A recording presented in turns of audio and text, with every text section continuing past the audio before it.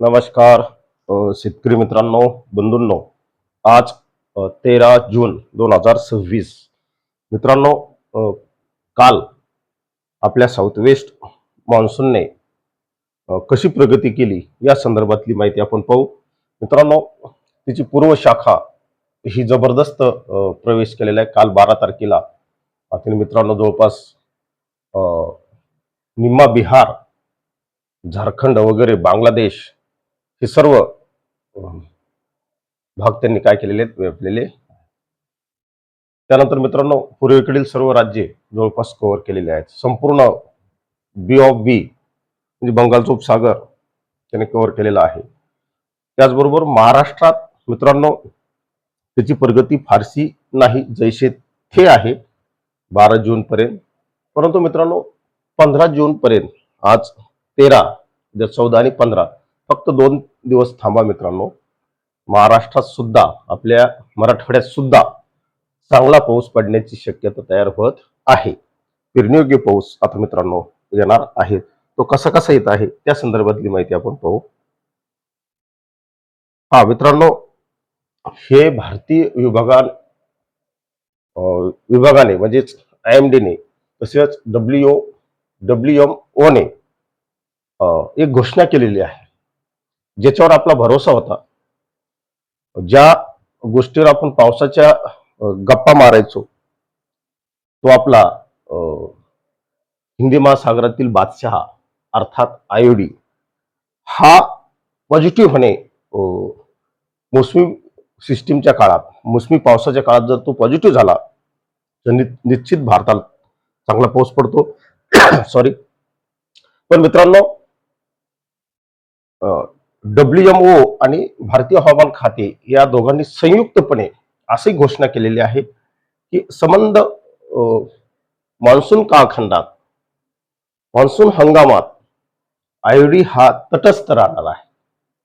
आणि तटस्थ IOD मित्रांनो ना मोसमी पावसाला सपोर्ट करतो, ना मोसमी पावसाला अडथळा आणतो. तो शांत असतो, नुसती आपली मजा बघतो.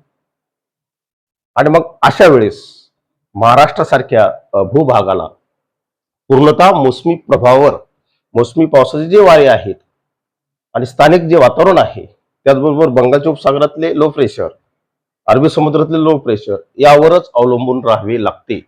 MGO त्याला थोडासा मदत करू शकतो.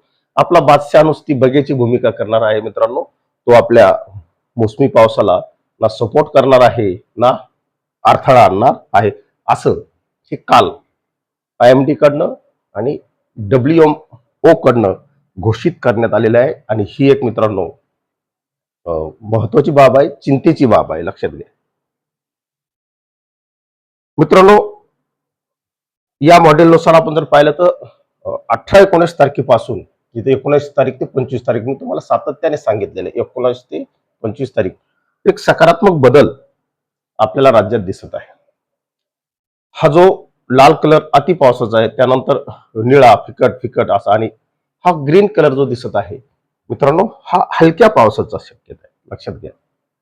या ठिकाणी जर आपण या सूचीकडे जर पाहिलं तर मित्रांनो, निळा कलर हा आपल्याला अधिक पावसाकडे देतो, लाल कलर हा आणखी जास्त पावसाकडे नेतो, तीव्र पावसाकडे. आणि आपण व्हाईट पासून जर ग्रीन कडे गेलो तर पाऊस हा इकडनं कमी कमी होताना दिसतोय. आपण आपल्या महाराष्ट्राचा जर विचार केला तर मित्रांनो, महाराष्ट्रावर हा ग्रीन कलर आहे. पाऊस होईल 19 ते 25, परंतु फार मुसळधार पावसाची अपेक्षा करू नका मित्रांनो.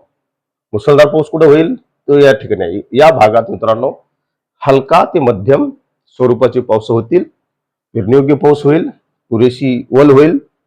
आणि या कालखंडात निश्चित शेतकऱ्यांना आपल्या शेतीमध्ये बियाणं टोकन करणं शक्य होणार आहे. म्हणजे फार तुम्ही म्हणता या कालखंडात मुसळधार पाऊस, नद्या नाल्यांना पूर क्वचित ठिकाणी होऊ शकते, फार ठिकाणी होण्याची शक्यता आपल्याला दिसत नाही. त्यानंतर मित्रांनो, हे GFS मॉडेल आहे. आपण सातत्याने सांगितलेलं आहे, यावर्षी ECMWF मॉडेलपेक्षा GFS चे अंदाज हे जुळत आहेत, चांगले येत आहेत मित्रांनो. हे 18 तारखेची प्रतिमा आहे, 18-19 तारखेची. आपल्याला महाराष्ट्रात या मॉडेलने चांगला पाऊस दाखवलेला आहे. अगदी तुम्ही जर पूर्व पश्चिम विदर्भात जर पाहिले तर चांगले पाऊस दाखवलेले आहेत. अगदी वाहुणी पाऊस त्या ठिकाणी होतील असं त्यांनी दाखवलेलं आहे. वेगवेगळ्या मॉडेलचे वेगवेगळी मतं असतात, त्यामुळे निश्चित आपण सर्व मॉडेलचा अंदाज पाहिला पाहिजे. दक्षिणेकडे यांनी चांगला दाखवलेला आहे. छत्रपती संभाजीनगर विभागामध्ये मित्रांनो थोडसा उत्तर साईड नंदुरबार, धुळे, जळगाव या साईडला यांनी कमी दाखवलेला आहे. मित्रांनो घाटावर उत्तर दक्षिण कोकणात यांनी चांगला पाऊस दाखवलेला आहे. उत्तर कोकणात कमी पाऊस आहे आणि सांगली, सातारा, सोलापूर, लातूर, धाराशिव या पट्ट्यात त्यांनी चांगला पाऊस दाखवलेला आहे. जालना, बीड या भागात सुद्धा पाऊस आहे, मध्यम आहे. परंतु यापेक्षा नांदेड, परभणी, हिंगोली मी सातत्याने सांगितलेले यावर्षी नांदेड, परभणी, हिंगोली मराठवाड्यातले या जिल्ह्यामध्ये चांगला पाऊस असेल, पेरणीयोग्य पाऊस असेल. पश्चिम विदर्भातील पूर्व विदर्भ. परंतु हा जो पट्टा आहे मित्रांनो या पट्ट्याला आपल्याला कमी पावसाचा सामना करावा लागेल. दुसऱ्या एका मॉडेलनुसार ECMWF हे मित्रांनो 15 तारखेची प्रतिमा आहे. 2 दिवस थांबा फक्त. आज 13, उद्या 14 आणि 15 तारखेपासून सकारात्मक बदल होत आहे. घाबरू नका. पेरणीयोग्य पाऊस महाराष्ट्रात, मराठवाड्यात होणार आहे, यात कुठेही दुमत नाही. यामध्ये मित्रांनो कालपासून रात्री पूर्व विदर्भाकडनं, पूर्व पश्चिम भागाकडनं थोड्याफार पावसाच्या ऍक्टिव्हिटीज झालेल्या आहेत. नागपूर विभागात झालेल्या आहेत. त्याचा परिणाम म्हणून आपल्या पूर्वेकडील मराठवाड्यात सुद्धा दिसून आलेला आहे. मित्रांनो ही ECMWF ची 18 तारखेची प्रतिमा आहे. या प्रतिमेकडे जर पाहिलं तर आपल्याला पूर्वेकडनं चांगला पाऊस दाखवलेला आहे. त्यानंतर मराठवाड्याचा जो भाग आहे नांदेड, हिंगोली, परभणी, बीड, जालना, लातूर, धाराशिव या पट्ट्यात चांगला पाऊस दाखवलेला आहे. 18 तारखेला घाटावर चांगला पाऊस दाखवलेला आहे. नाशिकच्या पूर्व भागात मित्रांनो मी सातत्याने सांगितलेले धुळे ते सोलापूर हा जो पट्टा आहे घाटाला समांतर यावर्षी चिंते खाली आहे, पर्जन्य छायेखाली आहे. त्यामुळे निश्चित या विभागाला संघर्ष करावा लागणार आहे. लक्षात घ्या, अल्निनोचं वर्ष आहे. शिवाय अरबी समुद्रातून पावसाचे जास्त आपल्याला ऍक्टिव्हिटीज वाढणार आहेत.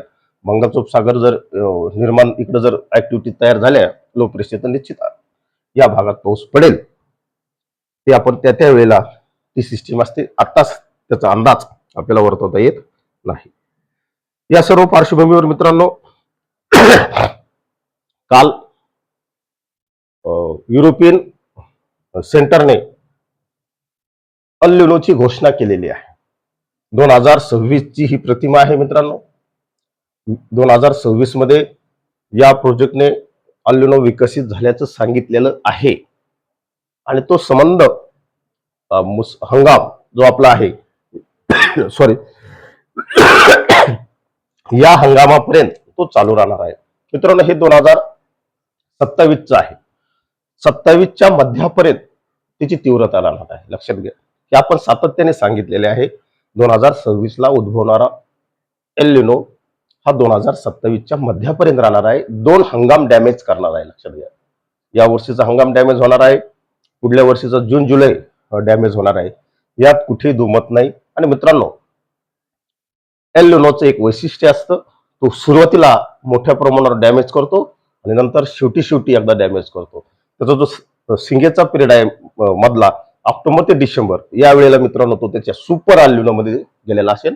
आपण सातत्याने सुपर अल्निनोचं भाकीत केलेलं आहे आणि ते सत्य होणार आहे. लक्षात घ्या, ते होऊ नये सत्य या मताचं मी आहे. परंतु मित्रांनो जे काही आपल्याला सिग्नल मिळत आहे ते खरे सांगितले पाहिजे. खरा अंदाज सांगणे हे जर लोकांना घाबरवणे असेल, खरा अंदाज सांगणे हे जर वाईट असेल तर ती चूक मित्रांनो मी वेळोवेळी करणार आहे. खरा अंदाज सांगणार आहे. पाऊस पडणार तर पडणारच आहे, पाऊस नाही पडणार तर नाही पडणार, अशा पद्धतीचे आपले अंदाज असतील. मित्रांनो खोटा अंदाज सांगून शेतकऱ्याला दिशाभूल करून शेतकऱ्याला अनारत ठेवून आम्हाला काही मिळवायचं नाही. हेच या निमित्ताने मी सांगतो, उत्पन्नाचं साधन हा आमचा अंदाज नाही.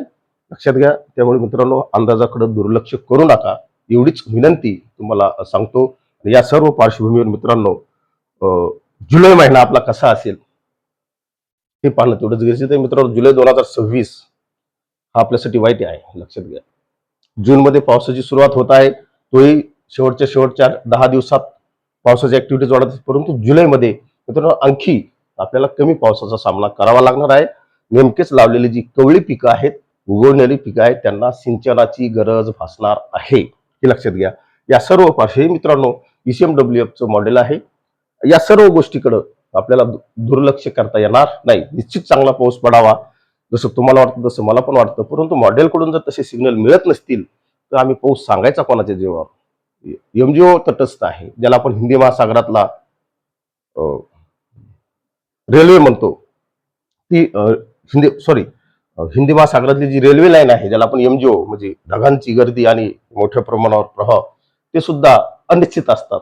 त्यावर आपल्याला फारसा भाकीत करणं सोपं जात नाही. एवढंच या निमित्ताने थांबतो. मित्रांनो, अधिक माहितीसाठी IMD सारख्या विश्वसनीय संस्थेला फॉलो करा आणि महाराष्ट्र सरकार काय सांगत आहे, महाराष्ट्रातलं ॲग्रिकल्चर डिपार्टमेंट काय सांगत आहे, यांच्या अंदाजाकडे दुर्लक्ष करू नका, त्यांचे इशारे ऐका. एवढंच या निमित्ताने सांगतो. थांबतो. जय हिंद, जय महाराष्ट्र.